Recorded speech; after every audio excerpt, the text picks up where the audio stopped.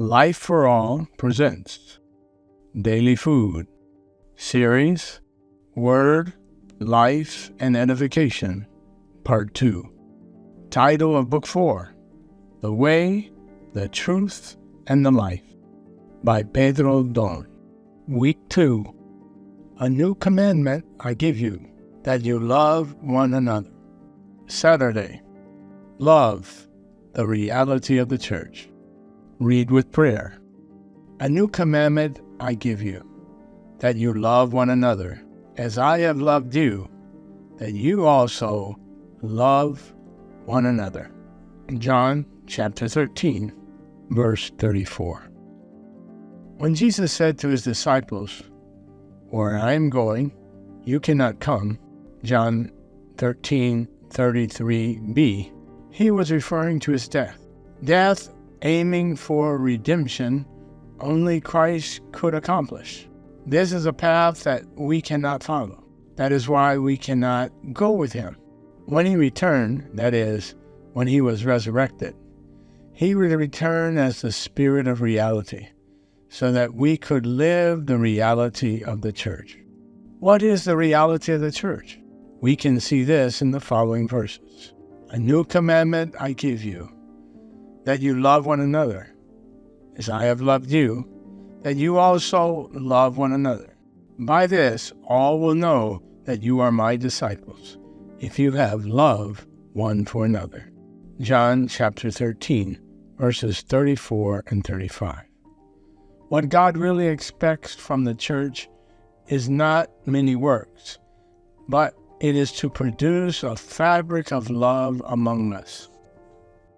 As we go out together to preach the gospel, pray with people, immerse ourselves in the Word, inculcate it in our hearts, admonish one another, serve in the care network, God is producing this fabric of love among us. Maybe someone still doesn't want to serve with certain brothers or sisters because he does not feel as much love for them. However, what needs to be understood is that it is not about the love you have, but about God's love. The raw material of this love is the love of God, which comes through the Word. The Word brings Christ. Christ is God, and God is love. For this reason, we encourage you all to immerse yourselves in the Word, engrave it in your hearts, because this way God's love will also enter us and fill us with reality. Christ is filling us with the love of God, and without realizing it, we begin to love those we previously were unable to love. If we walk in this direction by immersing ourselves in the Word and inculcating it within us, we will receive God's love through it. In this divine fabric, the thread that comes down from God is love, which is the warp, the vertical thread. This thread, which comes from above, is the love of God.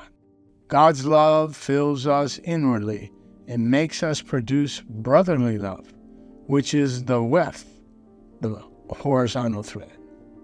We have the love of God coming as the warp and the brotherly love as the weft.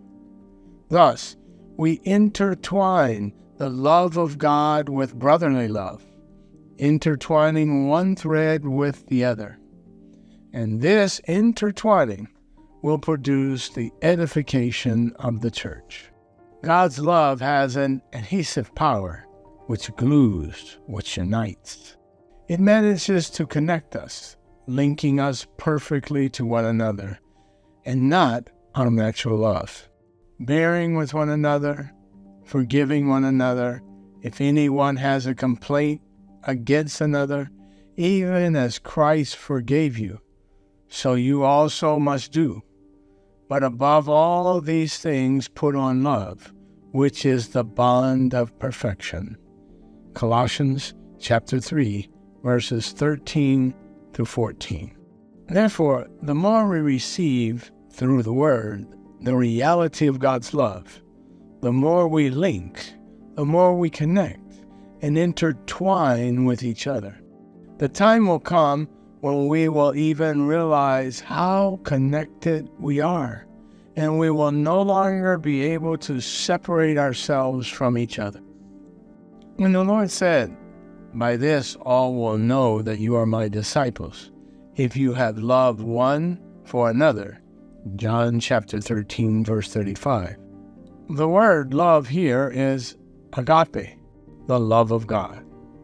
God gives us his love as raw material, as a provision of love for us to love the brothers and sisters.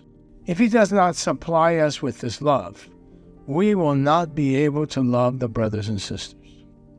God supplies us with love through the Word.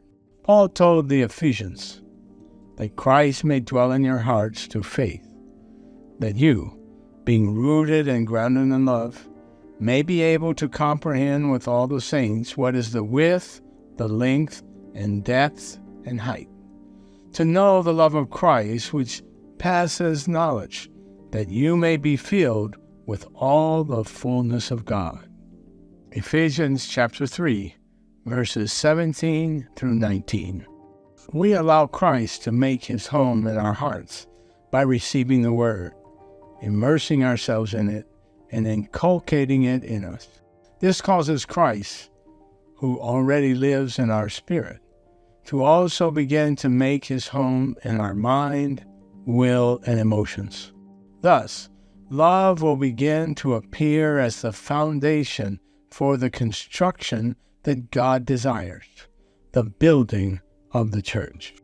This is how we understand the true dimension of the universe. Not the physical and visible universe, but the universe of God, the universe of eternity.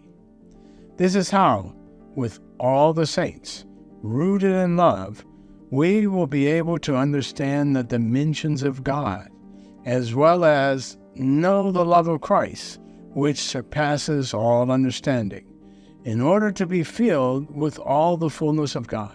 He is love and wants to fill us. Then we will be full of love.